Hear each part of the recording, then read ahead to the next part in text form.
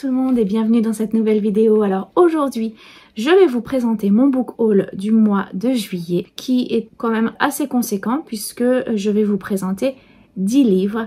Donc je vais aller assez rapidement. Et bien c'est parti. Alors pour commencer, je vous présente un manga comme depuis 2 ou 3 mois. Là cette fois-ci, je vais vous présenter le tome 4 de l'Atelier des Sorciers qui est donc publié aux éditions Pika et qui est toujours écrit et dessiné par Kamome Shirahama. Donc là je ne vais pas vous détailler ce dont il s'agit puisque on continue de suivre les aventures de Coco qui est toujours en formation pour devenir une sorcière et donc il leur arrive à elle et à ses camarades ainsi qu'à son maître, eh bien plein d'aventures différentes. Je vais commencer à lire ce tome 4 très rapidement en ce début du mois d'août. Ensuite, il s'agit de ma lecture en cours, mais bon, je n'ai lu que 56 pages, donc j'en suis vraiment qu'au tout début. Il s'agit donc d'un petit cozy mystery donc qui s'appelle Sa Majesté mène l'enquête et c'est le premier tome, le premier livre qui s'appelle Bal tragique à Windsor et c'est écrit par S.J. Bennett et publié chez Point. J'avais envie de changer un petit peu de registre. J'avais envie de lire quelque chose policier en quelque sorte, mais beaucoup plus soft, tranquille, un peu à la Agatha Raisin. Et donc je suis tombée sur ce livre-là. Je me suis dit pourquoi pas tenter. Alors je dois vous avouer que pour le moment j'ai un peu de mal à m'y mettre. Ça fait 2-3 jours que je ne l'ai pas lu. Je vais continuer. Je pense que je vais aller jusqu'à 100 pages à peu près. Et après je verrai parce que pour le moment là j'ai pas forcément envie d'y retourner, mais je vais quand même essayer parce qu'on ne sait jamais. Peut-être que finalement ça va se décanter et que je vais finir par l'apprécier. Mais ce que j'ai trouvé original en fait dans cette histoire, c'est qu'on suit la reine d'Angleterre qui, lors d'un bal qu'elle a organisé dans son château de Windsor, je crois. Oui, c'est ça. Eh bien, un matin est retrouvé pendu, nu, un jeune homme qui était invité.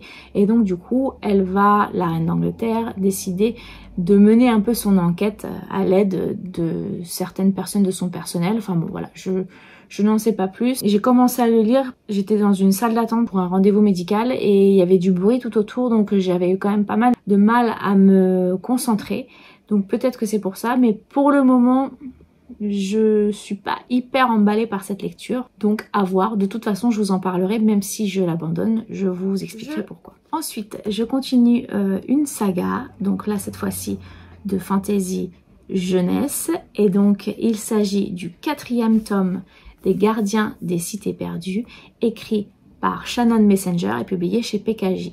Je n'ai pas encore lu le tome 3, mais j'ai lu le tome 2 pendant le mois de juillet, je vous en parlerai pendant mon point lecture, et j'ai beaucoup aimé, donc je me dis le tome 3 j'aimerais, le tome 4 j'aimerais également. Je sais que apparemment la saga serait un peu moins appréciée au fur et à mesure des tomes, mais bon voilà, pour l'instant je n'en suis qu'au tome 2 que j'ai beaucoup apprécié. Et puis regardez-moi cette couverture, j'adore, franchement je trouve ça super joli. Donc je vous en reparlerai, pas tout de suite puisque j'ai encore une fois, comme je vous l'ai dit, le tome 3 à lire, donc on verra ça un peu plus tard. Ensuite, j'ai craqué pour un de Saxus.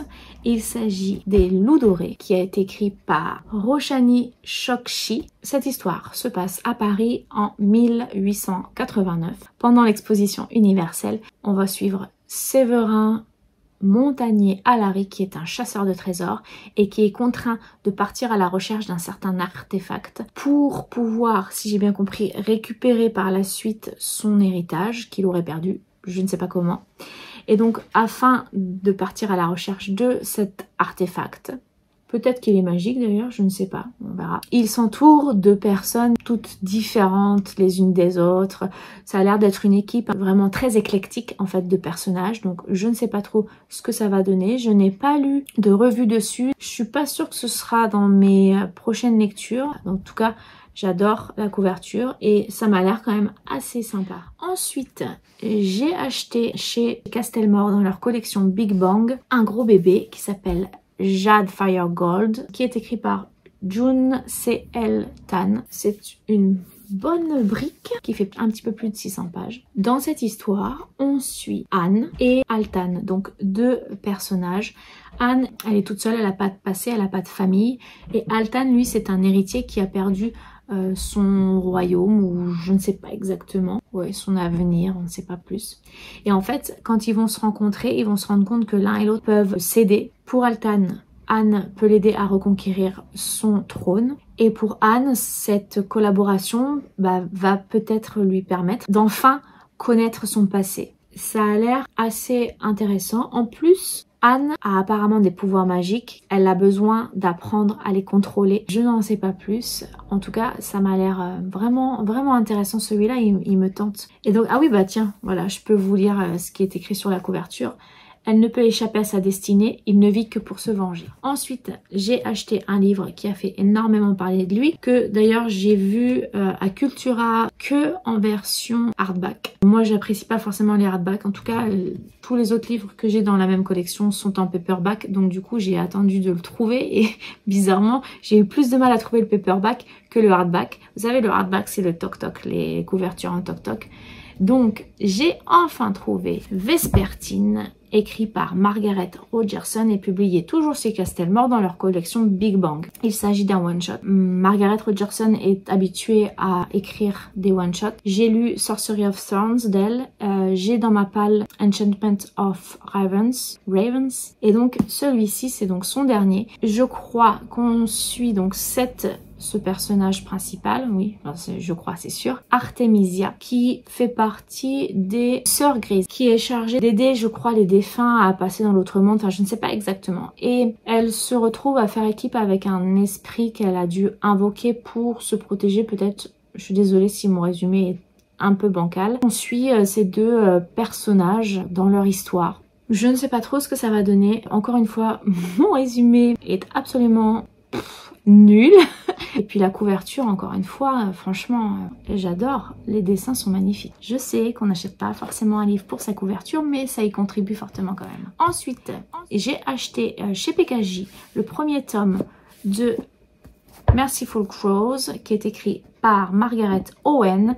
Et donc le tome 1, il s'agit de la voleuse d'os. On va suivre dans cette histoire Fie, qui est une sorcière et qui est vouée à diriger le clan des sorcières. Et on suit également le prince de Sabor qui en fait, suite à une énième tentative d'assassinat, doit fuir, je pense, son palais peut-être. Et donc elle va l'aider. Ils vont collaborer. Ils vont conclure un pacte tous les deux. C'est-à-dire qu'elle va le protéger, elle va l'aider à s'enfuir. Et lui, en contrepartie, lui promet que lorsqu'il retournera sur le trône, eh bien il protégera son clan, le clan des corbeaux. Mais bon, bah évidemment...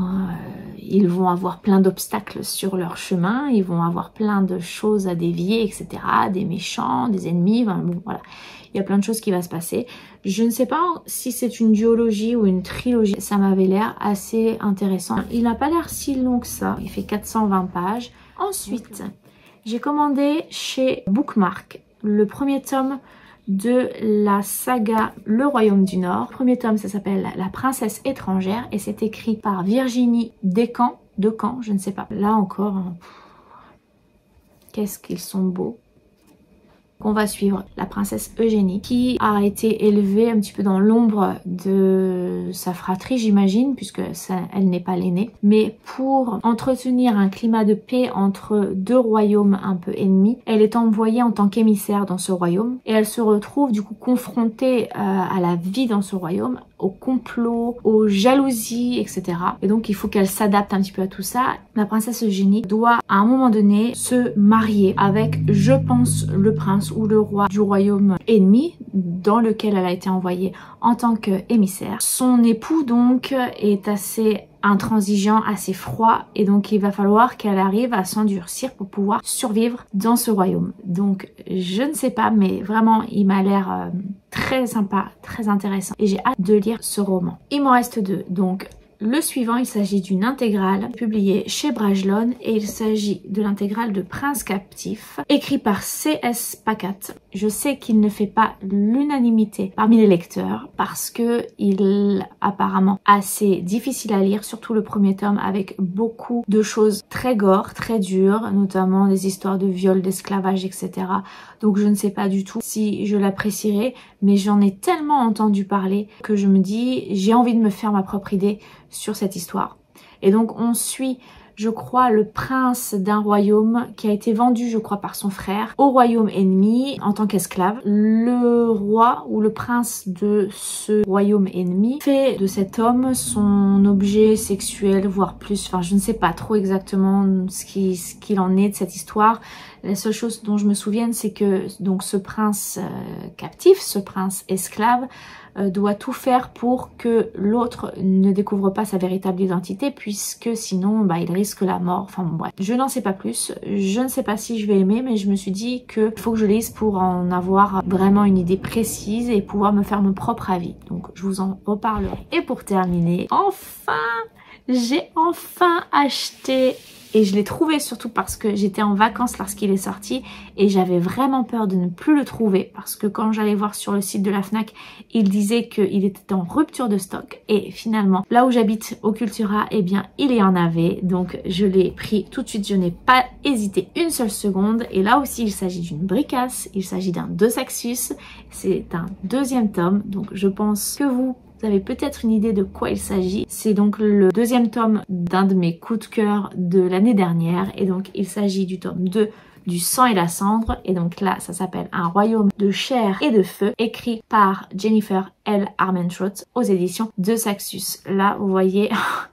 c'est un seul tome. Il fait 760 pages, quelque chose comme ça. Alors lui, je pense qu'il va pas rester longtemps dans ma pile à lire, mais il va falloir quand même que je me remette bien en mémoire le tome 1 parce que je me souviens en grande majorité de ce qu'il s'est passé, mais il faudrait peut-être que je relise le 1, mais le 1 est aussi énorme, donc je sais pas trop, je vais voir. Mais en tout cas, je suis trop contente de l'avoir dans ma pile à lire et j'ai hâte. Et voilà pour cette vidéo. N'hésitez pas à me dire en commentaire ce que vous avez pensé des différents livres que je vous ai présentés, si vous les avez lus, si vous les avez aimés, si vous les avez détestés, enfin bon, bref, on en discute ensemble en commentaire. N'hésitez pas à mettre un petit pouce bleu, à vous abonner à ma chaîne si ce n'est pas déjà fait. Et puis je vous souhaite de passer une très belle journée, de faire de très belles découvertes livresques et je vous dis à bientôt pour une prochaine vidéo. Ciao!